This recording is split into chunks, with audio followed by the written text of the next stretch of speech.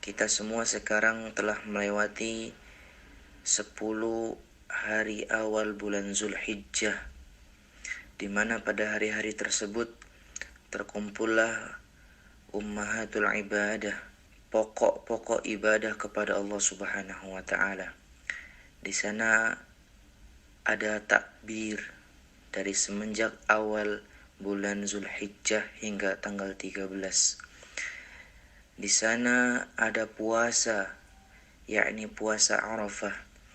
Di sana ada ibadah haji dan banyak ibadah-ibadah lain di sana yang Allah Subhanahu wa taala dan Rasul sallallahu alaihi wasallam syariatkan di dalamnya. Akan tetapi saat ini kita telah melewati 10 hari bulan Zulhijjah ditambah 3 hari bulan Tasyrik tersebut. Ketika kita telah melewati hari-hari tersebut, bukan maknanya ibadah kita kepada Allah Subhanahu wa taala melemah.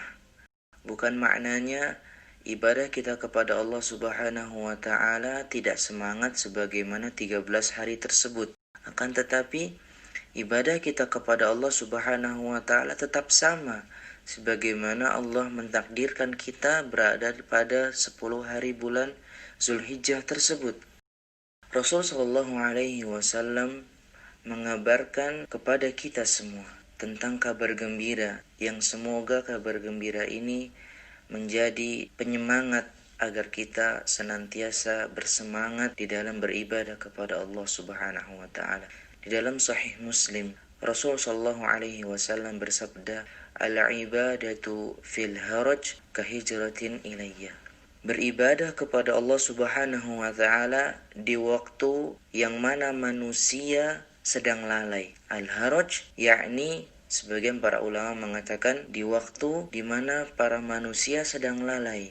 Tetapi kita beribadah kepada Allah pada hari-hari tersebut, pada waktu-waktu tersebut. Apa ganjarannya? Rasulullah SAW melanjutkan, kahijratin ilayya, sebagaimana berhijrah kepadaku. Kita mengetahui bahwasanya hijrah kepada Rasul sallallahu alaihi wasallam adalah amalan yang agung. Para sahabat Nabi sallallahu alaihi wasallam yang ketika itu mereka masih berada di negeri-negeri kaum kufar. Mereka berkeyakinan dan berkeinginan ingin sekali berhijrah kepada Rasul sallallahu alaihi wasallam di Madinah. Sebagian mereka menyiapkan harta yang banyak, sebagian mereka meninggalkan anak istrinya, dan sebagian lain rela untuk mati agar bisa bertemu Rasul sallallahu alaihi wasallam. Perjuangan-perjuangan tersebut ketika seseorang beribadah kepada Allah Subhanahu wa taala pada hari di mana manusia sedang lalai, sama ganjarannya sebagaimana hijrah kepada Rasul sallallahu alaihi wasallam yang dilakukan oleh para sahabat. Kaum muslimin, kaum muslimat, bersemangatlah beribadah pada Allah Subhanahu wa taala. Bersemangatlah mengerjakan sunnah Rasul sallallahu alaihi wasallam. Walaupun para manusia kita lihat sekarang banyak dari mereka yang tidak melakukan ibadah kepada Allah Subhanahu wa taala semata. Sebagian besar di antara kaum muslimin masih melakukan syirik kepada Allah.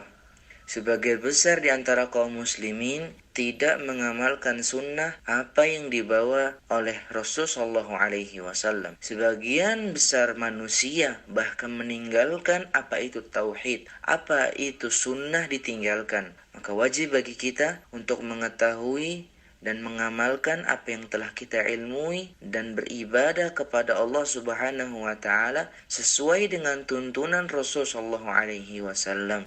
Semoga Allah Subhanahu wa taala menjadikan kita termasuk hamba-hamba yang ada dalam firman-Nya, "Fabashshir ibad", kabarkanlah gembira kepada hamba-hamba yang mana alladzina yastami'una al-qawla fayattabi'una ahsana. Ketika mereka mendengarkan perkataan, maka mereka akan mengikuti kebaikan dari perkataan tersebut. Ulaika alladzina hadahumullah wa ulaika hum ulul albab. Merekalah hamba-hamba yang Allah Subhanahu wa taala berikan hidayah kepada mereka, dan mereka lah hamba-hamba ulul albab.